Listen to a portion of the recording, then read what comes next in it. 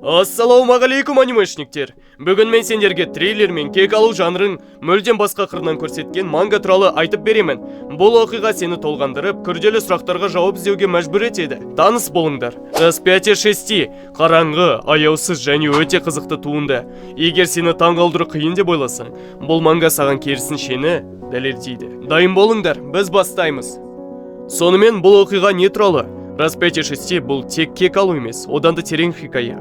Басты кейіпкер Сюнурума бала кезінен қатал қорлыққа ұшыраған, бірақ оған зәбір көрсеткендер жай ғана бұзақылар емес, нағыз айуан жандар.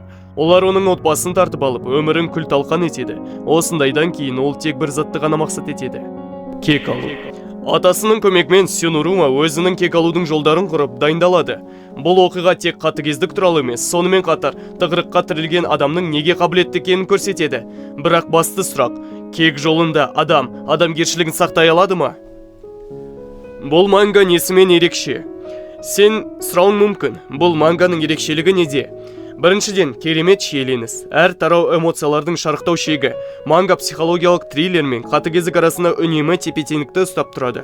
Бұл сені кек алуға тұрарлық па деген сұраққа жетелейді. Екіншіден, кейіпкерлер. Сюнурума жай ғана кейіпкер емес, бұл күрделі, сынық адам. Ол тек жаулармен емес, өз-өзімен де күресуде. Ал антагонистер, олар соншалықты жексұрын, сені ашумен таңданысқа бөлейді. Үшіншіден, атмосфера. Қараңғы иллюстрациялар, шиеленісті диалогтар және аяқ астынан таңғалдыратын көріністер. Бұл жай ғана оқылым емес, бұл нағыз эмоциялық тербеліс.